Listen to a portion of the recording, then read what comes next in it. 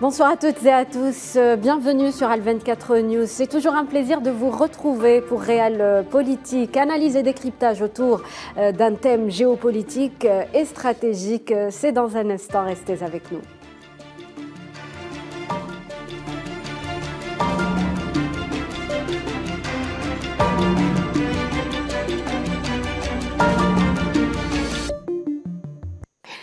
Et Réal Politique, c'est la finesse et la perspicacité de l'analyse. Avec vous, professeur Mohamed Barkouk, bonsoir. Bonsoir, madame.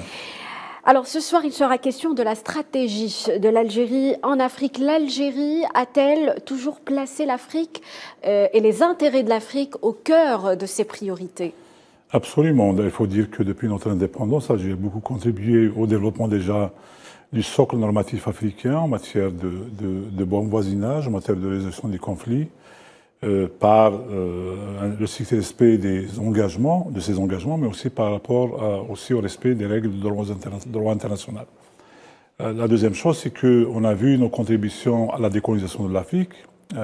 15 pays africains ont été soutenus par rapport à la lutte pour leur libération. Oui. On voit toujours notre pays soutenir la dernière colonie en Afrique pour se décoloniser le Sahara occidental.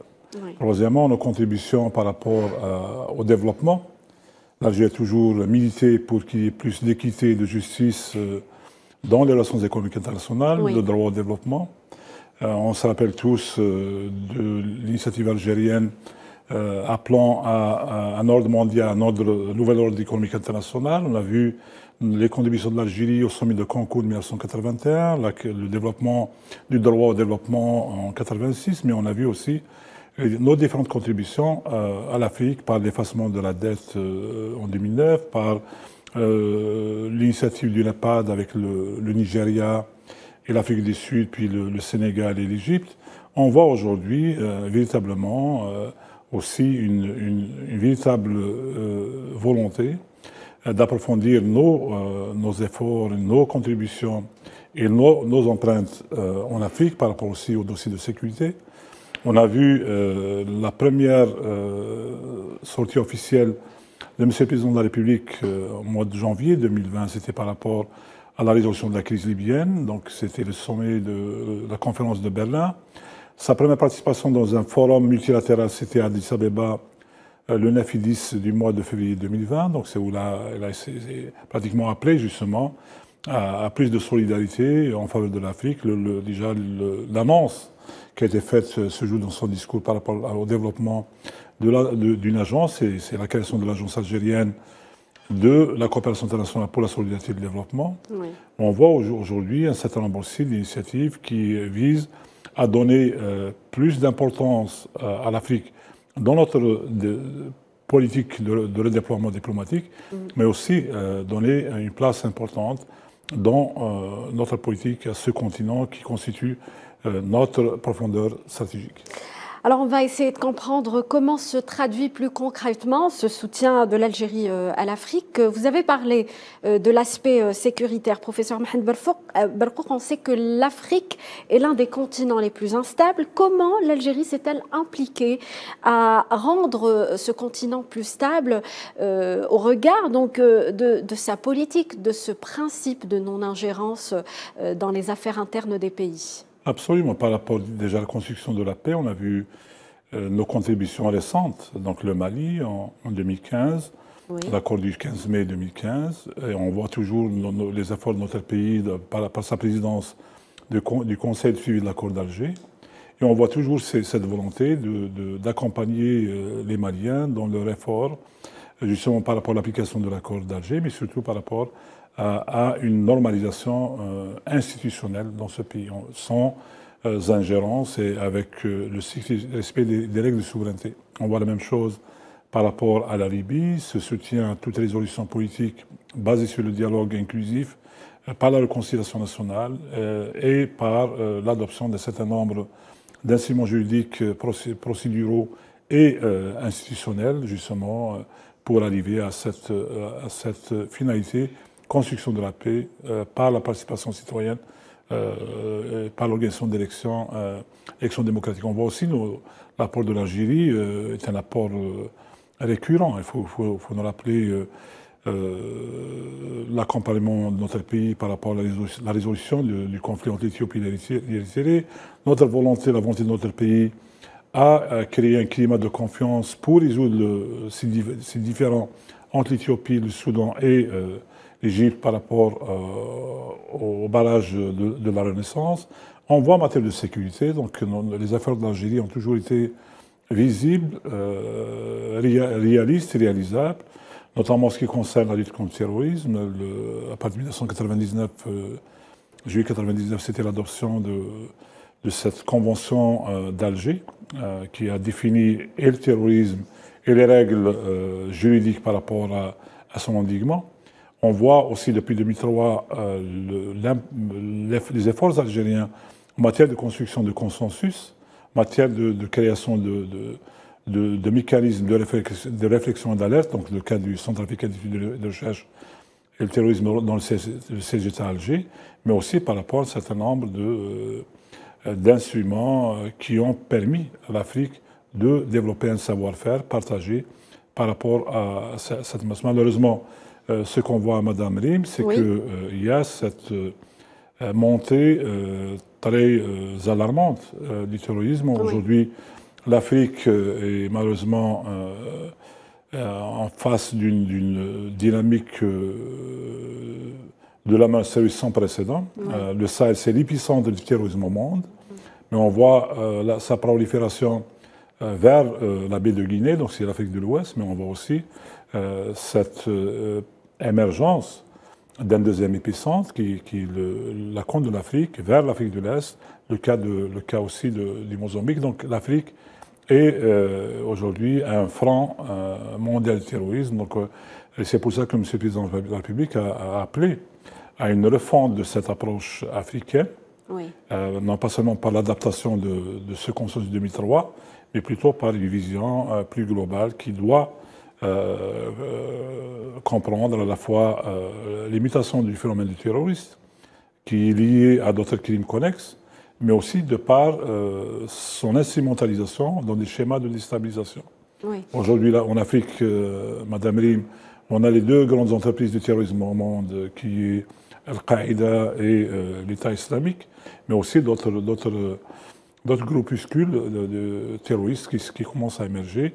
Et à titre d'exemple, on a vu en 2021, donc on attend toujours les statistiques de 2022, 48% de toutes les victimes du terrorisme au monde étaient dans 4 pays du Sahel.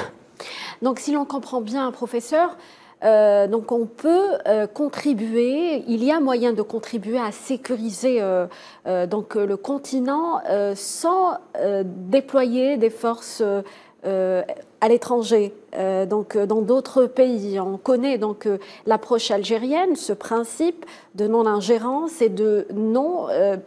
On ne déploie pas donc des troupes algériennes en dehors du territoire national. Madame Marim, il faut lire l'article 91 par rapport à l'article 31 qui définit la doctrine, notre doctrine militaire, une doctrine de défense. Nos armées ne participent que dans des opérations de maintien de la paix, même pas dans des opérations de stabilisation, qui doivent être mandatées donc par un mandat soit des Nations Unies ou de la Ligue arabe ou de l'Union africaine. Donc on a une doctrine purement défensive. Donc c'est défendre nos frontières,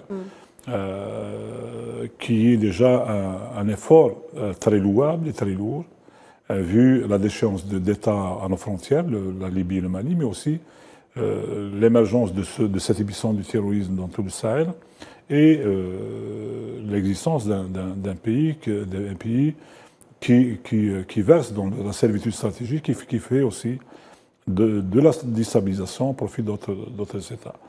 L'Algérie a toujours contribué et continue à contribuer dans la construction de la paix et de la sécurité par 3 choses.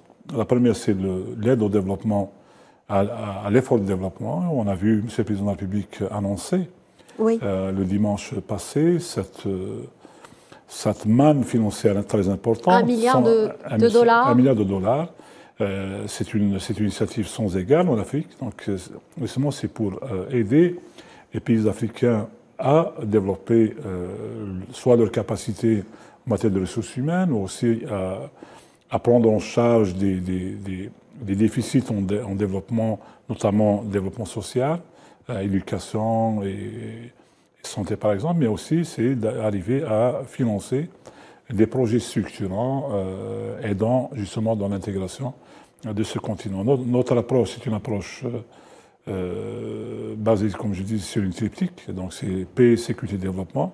Le développement, c'est dans un sens qui place au centre de ces préoccupations l'homme, donc le citoyen africain, justement pour leur donner de l'espoir dans leurs États et aussi arriver à créer ces convergences en matière de vision autour de cette triptyque. Justement, vous parlez de développement. Quels sont les mécanismes justement à enclencher ou les leviers pour aboutir à ce développement, professeur? J'estime que déjà, Madame Rim, il faut lire la réalité en face. On a tant de pays sur les 48 que compte le monde. Tant de pays africains sont classés comme des PMA, car à l'échelle mondiale, on a 48. Donc c'est pratiquement les 2/3. On a les 10 derniers pays en matière de développement humain à travers le monde qui sont africains, notamment du Sahel.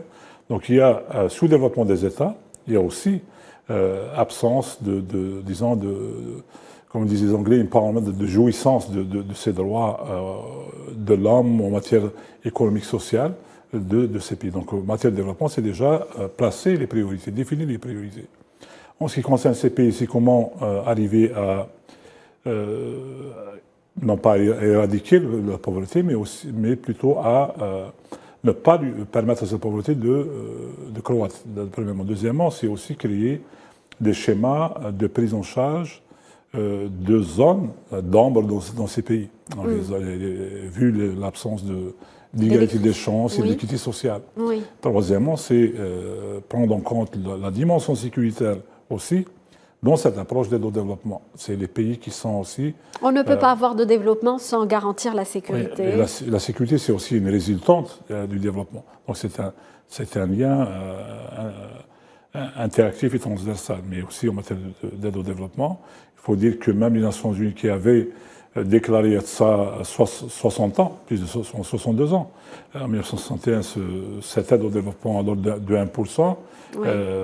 La majeure partie des pays industrialisés n'ont pas encore atteint ce seuil. 1%, c'est pratiquement aujourd'hui un objectif qui doit être revu, mais peut-être même à la hausse. Aujourd'hui, dans ces pays, Madame Rim, oui.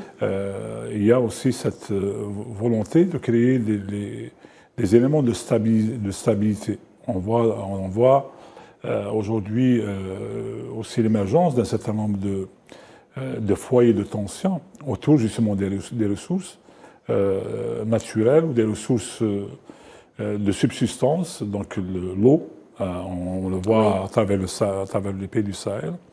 On voit aussi ces rébellions qui commencent à se propager, à dire que plus de 40% des conflits internes en Afrique sont liés justement à ces problèmes de ressources, soit de manque ou de mauvaise distribution. Professeur Mohamed Barkouk, vous l'avez dit, parmi les approches défendues par l'Algérie, c'est d'instaurer ou de créer une communauté internationale plus équitable. Et c'est dans ce sens que s'inscrit justement la candidature de l'Algérie en tant que membre non permanent au Conseil de sécurité de l'ONU. Quels avantages pour l'Afrique ? Il y a plusieurs avantages. Il faut dire que, Madame Rim, que l'Algérie a toujours défendu un certain nombre de principes déjà dans cette démarche. C'est le respect des souverainetés des États. C'est aussi la défense des intérêts collectifs à notre continent. C'est mettre fin au tort historique. C'est le continent africain, le seul continent à ne pas être représenté comme membre permanent. Il n'y a aucun membre permanent. C'est pour ça qu'il y a déjà...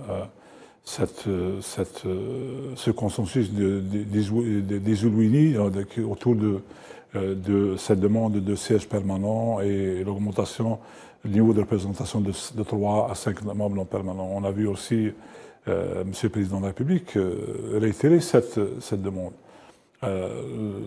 L'Algérie, comme elle a déjà fait dans son dernier mandat, a défendu un certain nombre de dossiers. Oui. Le dossier, le parachèvement de la décolonisation de l'Afrique, donc le cas du Sahara occidental, étant donné que c'est un dossier entre les mains des Nations Unies. Deuxième chose, c'est aussi défendre le besoin de l'Afrique, les besoins de l'Afrique en matière de développement. C'est engager un certain nombre d'initiatives autour de ce dossier. On a vu notre pays, lors du sommet de Glen Eagles en 2006, contribuer à l'effacement de la dette publique d'un certain nombre de pays. Donc ce n'était pas le G8. Il faut aussi aujourd'hui, il faut qu'il y ait moins d'interférences, ou moins d'ingérence et moins de présence militaire sur le continent africain. La chose malheureusement qui commence à inquiéter un certain nombre de communautés, mais aussi à inquiéter un certain nombre de pays. On voit de plus en plus de pays présents au sol. Aujourd'hui, on est à 17 en Afrique, 12 dans la sous-région du Sahel, ce qui crée aussi un certain nombre de facteurs contribuant à la dynamique du terrorisme. Le dossier du terrorisme est un dossier important et l'Algérie a aussi beaucoup travaillé à l'international autour de la lutte et la prévention du terrorisme, a rappelé la résolution 1904 du 17 décembre 2009 concernant la prohibition du paiement des rançons. C'est une initiative algérienne présentée par l'Afrique. Donc aujourd'hui, il y a un certain nombre de dossiers qui profiteraient nécessairement au continent. J'allais vous dire que les dernières années, le fait que l'Algérie opte pour une diplomatie plus offensive en direction du continent, le contexte, si vous voulez, l'impose. Non, c'est un choix national. Oui. On a vu, Monsieur le Président de la République, rééquilibrer justement les priorités géopolitiques de l'Algérie. On voit notre retour en force en Afrique, qu'on a malheureusement délaissé pendant très longtemps. Un certain nombre de chefs d'État africains parlaient du besoin de revoir notre pays, son poids en Afrique. Il y a aussi un retour dans le monde arabe. Donc c'est un rééquilibrage de nos priorités géopolitiques. L'Afrique, comme je disais, c'est notre profondeur stratégique. L'Afrique sahélienne ou le Sahel africain est le ventre mot de notre sécurité nationale. Donc il faut toujours prendre en compte ces besoins de sécurité, mais aussi notre rôle doit être important en Afrique.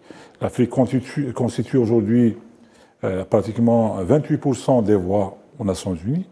C'est 54 États sur les 193 États à l'Assemblée générale.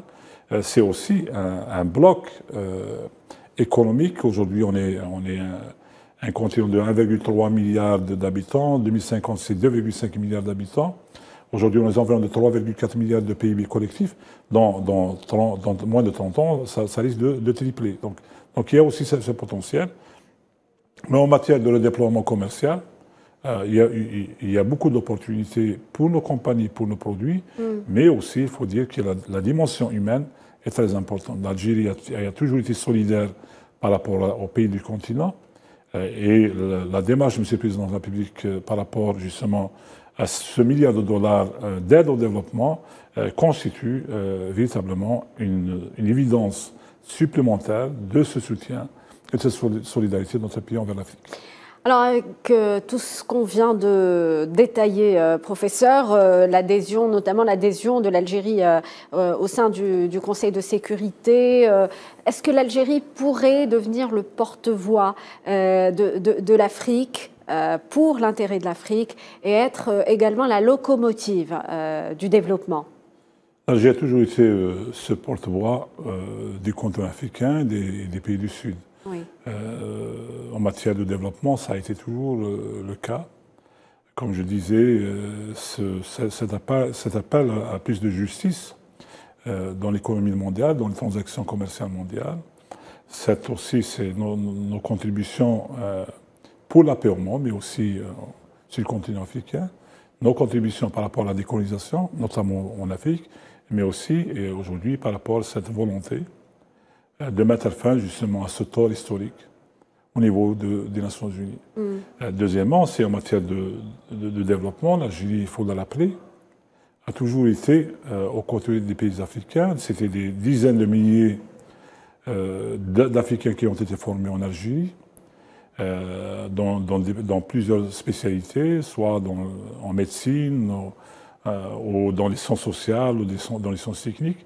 Un certain nombre de ces anciens étudiants d'Algérie sont au règne du pouvoir dans un certain pays, mais aussi aujourd'hui, on veut donner plus de dynamisme à cette approche, notamment par la création de cette agence algérienne de la coopération internationale pour la solidarité au développement, qui a été créée par M. le Président de la République par décret présidentiel du 11 février 2020. Alors, cela nous amène à parler justement tous ces acquis, professeur, permettent à l'Algérie de renforcer sa position au sein des instances mondiales, à l'échelle internationale. C'est pas vraiment l'objectif final. L'objectif final, c'est de construire un continent qui se stabilise, un continent qui se solidarise, oui, et un continent qui se développe notamment par un certain nombre d'instruments, donc l'aide au développement, l'intégration commerciale dans le cadre de la SDCAF, mais aussi la création d'un certain nombre d'instruments de convergence dans les intérêts. Le continent africain pourrait constituer un poids collectif très important dans la refonte du système international. Pour ce faire, il y a trois choses. La première, c'est justement créer les éléments de cette paix durable, de cette sécurité collective pérenne, mais aussi développer un certain nombre d'outils de négociation collective pour l'intérêt de l'Afrique. Le premier dossier, c'est justement ce rôle que doit avoir l'Afrique dans le système des Nations Unies par une reconnaissance de ses droits. Deuxièmement, c'est arriver à mieux négocier collectivement leurs intérêts à l'échelle internationale, dans des schémas d'interaction, soit avec les puissances actuelles, les ex-puissances coloniales ou les puissances émergentes, justement pour arriver à plus de... Donner plus de poids à l'Afrique. Avoir plus de poids et plus d'intérêt. Et le dernier point, ce qui est très important, oui, Madame Rim, c'est développer cette vision et la réaliser. L'Afrique a la vision 2063, l'Algérie s'inscrit pleinement. L'Algérie a toujours œuvré justement pour l'approfondissement de ces œuvres de convergence, mais aussi arriver à faire disparaître et à faire taire les armes, c'était un objectif, oui, et à créer des éléments disons des éléments qui convergent à la fois leurs intérêts, mais aussi qui convergent leurs positions. Donc l'échéance, on peut dire que c'est 2063. C'est l'objectif. C'est l'objectif. C'est l'agenda 2063. Oui. C'est le centenaire de la création de l'Organisation de l'Unité africaine. Oui. C'est aussi 100 ans, c'est l'objectif, c'est d'arriver à créer cet espace de paix et de sécurité et de prospérité collective. Et de renforcer le leadership de l'Algérie également. Le leadership de l'Algérie, aujourd'hui, il est renforcé de par les actes. Aujourd'hui, on fait partie des acteurs les plus influents au sein de l'Union africaine. Oui. Avoir toutes les décisions qui sont prises, avoir aussi un certain nombre de dossiers où les empreintes de notre pays sont très claires, mais aussi avoir les positions, notre position au sein de ce G4, du groupe des 4 des pays plus influents, aux côtés de l'Éthiopie, du Nigeria et de l'Afrique du Sud. Oui. Avec l'Afrique du Sud et l'Algérie, dans ces BRICS+, c'est l'Afrique qui en profiterait davantage. Merci Mohamed Berkouk pour cette analyse. Merci, chers téléspectateurs, de nous avoir prêté attention. Passez une très bonne soirée sur Al 24 News.